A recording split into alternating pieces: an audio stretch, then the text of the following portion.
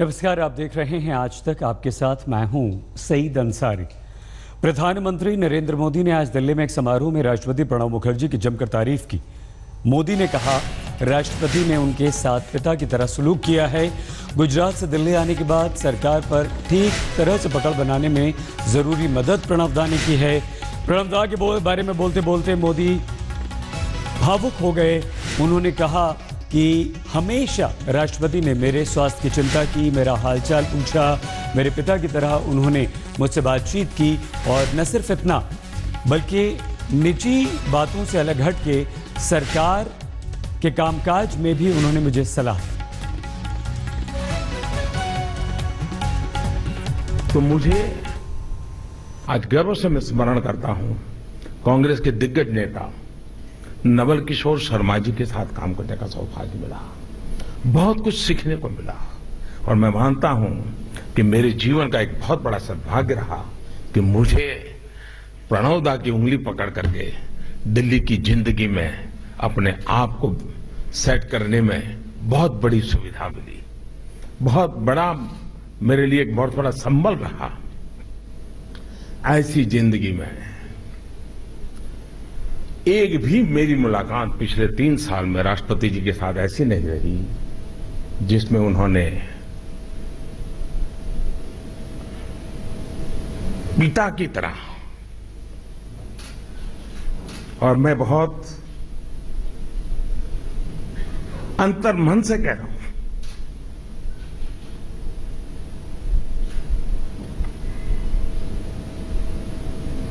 कोई पिता अपने संतान की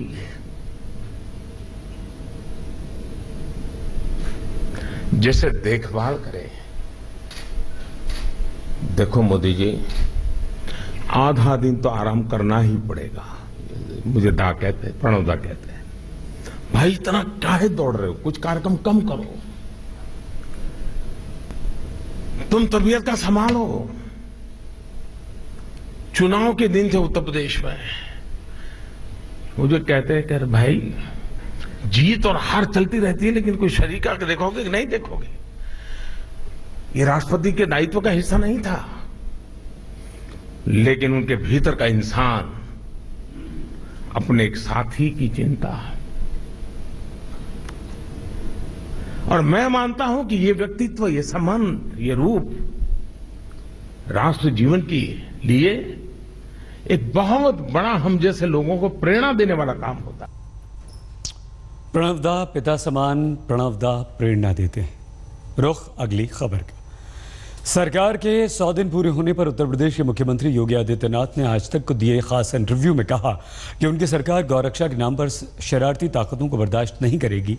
हमारी सहयोगी श्वेता सिंह के साथ इंटरव्यू में योगी आदित्यनाथ ने अवैध बूचड़खानों से लेकर राज्य की कानून व्यवस्था, किसानों की कर्ज माफी जैसे तमाम मुद्दों पर अपनी राय खुलकर रखी। आदित्यनाथ ने कहा कि हमारी सरकार काम करने में कहीं भी पीछे नहीं है। हम सबको इस बारे में सोचना होगा कि उत्तर प्रदेश के अंदर इससे पहले FIR लॉज नहीं होती थी।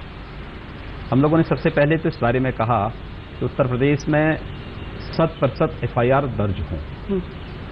फिर अपराध हो रहा है, पहले तो अपराध को रोकने की पूरी तैयारी हो, लेकिन आपसी रंजिश या किसी अन्य कारण से कोई अपराध घटित भी हो रहा है तो उसका वो वर्कआउट होना चाहिए। अपराधी पकड़े जाते हैं, समय पे चार्जशीट दाखिल करिए। जो अपराधी जेल के अंदर हैं, पैरवी करके उनको सजा कराने की तैयारी होनी चाहिए। हर स्तर पर कार्रवाई चल रही है। तो आंकड़े इसीलिए बढ़ रहे हैं क्योंकि FIR दर्ज हो रही है। हाँ, 100% FIR दर्ज करने। दूसरा, जिन माफिया गिरोहों पर शिकंजा कसना प्रारंभ हुआ है, क्योंकि प्रदेश तो बदनाम रहा है खनन माफिया के लिए, वन माफिया के लिए, भू माफिया के लिए, राजनीतिक संरक्षण में पनपने वाले उन संगठित गिरोहों के लिए जिन्होंने प्रदेश को अराजक और जंगल राज में बदल दिया था। उन लोगों पर जब शिकंजा कस रहा है तो वहां से बेरोजगार हुए लोग कहीं तो डिस्टर्ब करेंगे। तो ये वह स्टेज है और हमें माइंड वेकअप करके चलना होगा कि ये कुछ समय तक चलेगा जब तक कि हम हमेशा के लिए उसकी आवाज बंद न कर दें। ये उस दिशा में बढ़ते हुए कदम है। हम लोगों ने अवैध बूचड़, इलीगल जो स्लॉटर हाउसेस थे, उनको हम लोगों ने बंद करने के लिए एनजीटी और सुप्रीम कोर्ट के डायरेक्शन को ध्यान में रखकर के उसी प्रकार के एक आदेश जारी किया कि भाई इनका पालन आप लोग अपने अपने जिलों में करवाइए। इस दौरान बहुत सारे ऐसे मामले थे जिन्होंने कोर्ट में जाकर के वहां पर कोर्ट ने, हाई कोर्ट ने उसमें कुछ अलग ही डायरेक्शन जारी किए हैं। हम उसकी भी समीक्षा कर रहे हैं। अभी 17 जुलाई को कोर्ट में मामला लगा हुआ भी है। लेकिन इस सब के बावजूद हम लोग प्रदेश के अंदर इलीगल स्लॉटरिंग नहीं होने देंगे, ये हमारा संकल्प है। और जो करता हुआ पाया जाएगा उसको दंडित भी करेंगे। किस बैंक से कितने किसानों ने पैसा लिया है, हम लोगों ने 31 मार्च 2016 तक लघु और सीमांत किसानों के 1 लाख तक के फसली ऋण को माफ करने की घोषणा की है। ये सूची हमें बैंक ही देंगे। तो बैंकर्स ने हमें सूची देने में कुछ लेट किया है। हम लोग अभी पिछले दिनों उनके साथ बैठे थे तो हम लोगों ने स्पष्ट कहा है उनको कि किसी भी किसान को आप नोटिस नहीं देंगे। बजट पास करते ही हम इतना पैसा बैंक संबंधित बैंकों को दे देंगे। उसकी पूरी कार्रवाई चल रही है। पूरी योजना को हम लोग कार्यरूप दे चुके हैं। सभी बैंकर्स को उनके सामने हम लोगों ने लक्ष्य रख दिया है।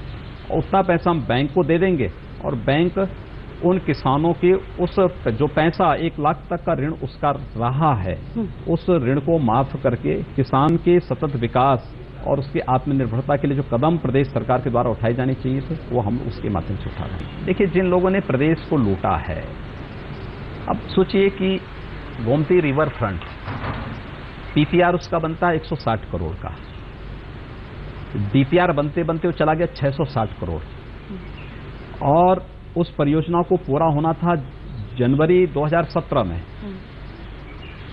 मार्च 2017 में हम लोग जब निरीक्षण करने के लिए वहां जाते हैं तो तब तक 60% कार्य, 24 उसमें कार्य संपन्न होने थे। 24 में से केवल 8 छोटे कार्य संपन्न हुए हैं, 8 छुए ही नहीं गए हैं, 8 अधूरे पड़े हुए हैं और पैसा खर्च हो चुका है 1437 करोड़ रुपए। क्या है ये? लूट नहीं तो क्या है?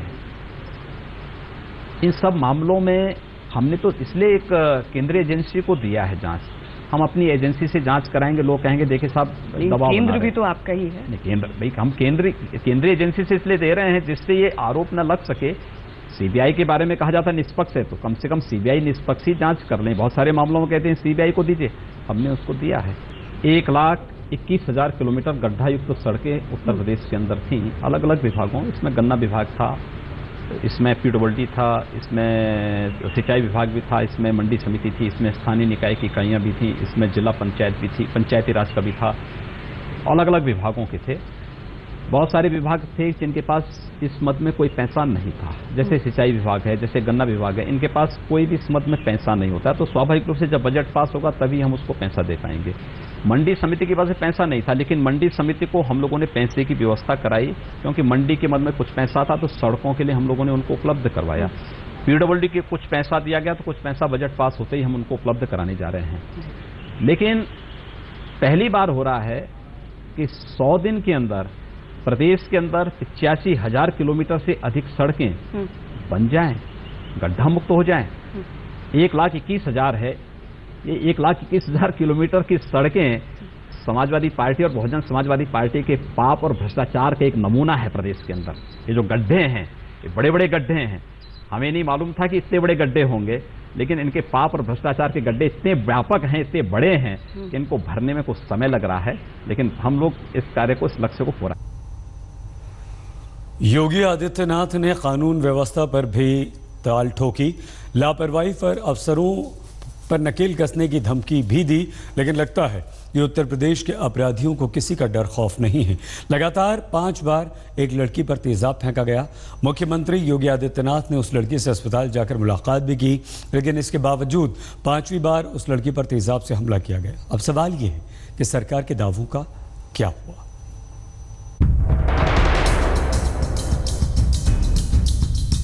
यूपी के मुखिया एसिड अटैक की पीड़ित लड़की के जख्मों पर मरहम लगाने पहुंचे थे।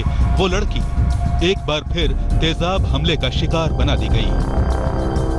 3 महीने के अंदर 5 बार एसिड अटैक।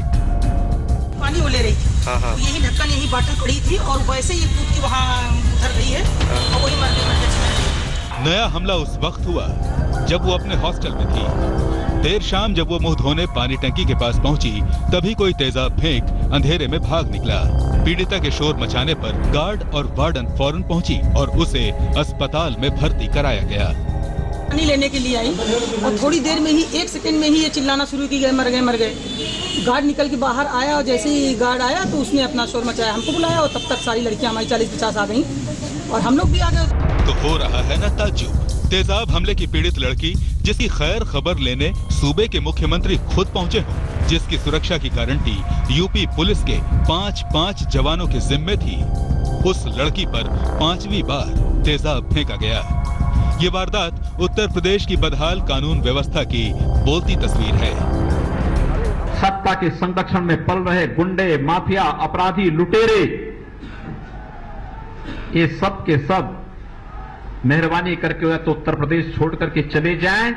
याद होगा आपको, मुख्यमंत्री योगी आदित्यनाथ ने ताल ठोकते हुए सूबे के गुंडों को सुधर जाने की चेतावनी दी थी, लेकिन लगता है ये तीर खाली गया।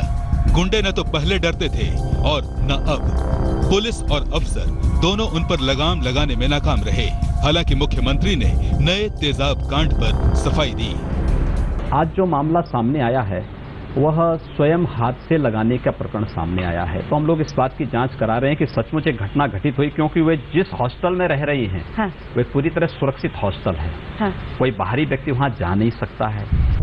पुलिस अब एक बार फिर हरकत में है। फॉरेंसिक टीम ने वारदात की जगह का मौका मुआयना किया। आला अफसर खुद मामले को देख रहे हैं। अब जब इस कांड की जांच रिपोर्ट का इंतजार खुद सीएम को हो, तो पुलिस और प्रशासन हरकत में दिखेंगे ही। जांच तो चल रही पहले से ही, हर पहलुओं पे जांच चल रही है, लेकिन जब अभियोग पंजीकृत कराया जाएगा तो उसके अनुसार भी कार्रवाई की जाएगी। तेजाब कांड से पूरा यूपी सन्न है। योगी सरकार के 100 दिन भी पूरे हो गए, लेकिन कानून व्यवस्था में कोई सुधार नहीं दिखा। न अपराध करने वालों में कोई खौफ है, न ही पुलिस के रवैये में कोई बदलाव। क्या पुलिस पीड़ित लड़की की सुरक्षा की गारंटी ले सकती है? क्या वो सुरक्षित है? आशीष श्रीवास्तव, लखनऊ, आज तक। बिहार की राजनीति में इन दिनों भूचाल आया हुआ है।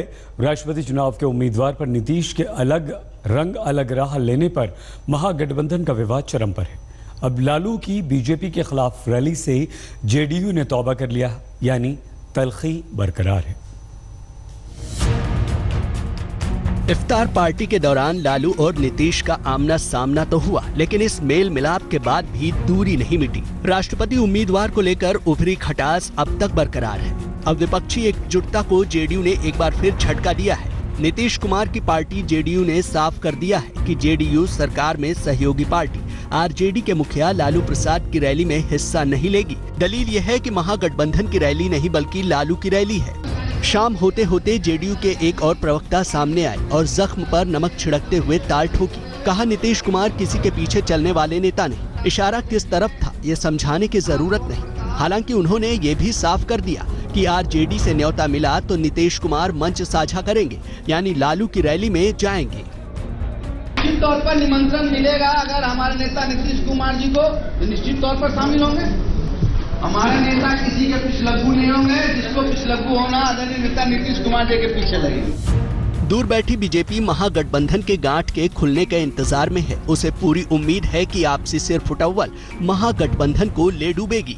पटना में 27 अगस्त को बीजेपी हटाओ देश बचाओ की रैली होनी है, जिसमें उन सभी नेताओं के हिस्सा लेने की उम्मीद है जो 26 मई को सोनिया के भोज में शामिल हुए थे। यह रैली विपक्ष के शक्ति प्रदर्शन के लिए एक बड़ा मौका माना जा रहा है, लेकिन इस बीच बयानबाजी चरम पर है। हालांकि अभी भी नीतीश समेत विपक्ष के किसी भी नेता ने इसमें शामिल होने से इनकार नहीं किया है। आज तक ब्यूरो। झारखंड के रामगढ़ में वहशी भीड़ के हाथों मीट कारोबारी की हत्या के मामले में पुलिस ने बीजेपी के स्थानीय नेता को गिरफ्तार किया है।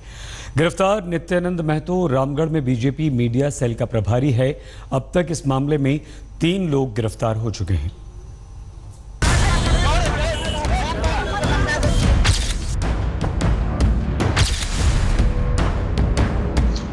झारखंड के रामगढ़ में मीट कारोबारी की हत्या पर मचे बवाल के बीच पुलिस ने जिन 3 लोगों को गिरफ्तार किया है, उनमें से एक बीजेपी का स्थानीय नेता है।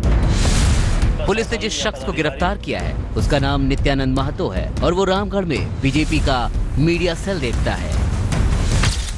आपको बता दें कि 29 जून को वैश्य भीड़ ने गोमांस के शक में मीट कारोबारी अलीमुद्दीन अंसारी की पीट कर हत्या कर दी थी। झारखंड में हुई इस घटना ने पूरे देश को हिलाकर रख दिया था। मीट कारोबारी की हत्या के बाद तनाव को देखते हुए पूरे गांव को कड़ी सुरक्षा घेरे में रखा गया है। एक दिन पहले मामले की तफ्तीश में पहुंचे जोनल आईजी मुरारीलाल मीणा का कहना है कि दोषियों को किसी भी कीमत पर बख्शा नहीं जाएगा। कुछ लोगों को और उठाया है, लेकिन उनका सत्यापन किया जा रहा है कि वो उस घटना में शामिल है कि नहीं है, लेकिन आशंका के आधार पर गिरफ्तार किया गया है। इस बीच मृतक की पत्नी ने गुनहगारों के लिए मौत की सजा की मांग की है। उधर विपक्ष कानून व्यवस्था को लेकर सरकार पर सवाल उठा रहा है। जो भी आदमी है उसको लाके हम सामने लावे, सामने खड़ा रहेगा और हम एक जेल में छोड़ने नहीं देंगे। झारखंड में लगता है कानून नाम के कोई चीज बचा नहीं है। हर कानून को भारतीय जनता पार्टी से जुड़े हुए लोग ही तोड़ रहे हैं। झारखंड में बीजेपी की सरकार है और अलीमुद्दीन की हत्या में उनके स्थानीय नेता की गिरफ्तारी अपने आप में कई सारे सवाल खड़े कर रही है। धर्मवीर सिन्हा, रांची, आज तक। हम होते हैं हाजिर, आप बने रहिए हमारे साथ, देखते रहिए आज तक।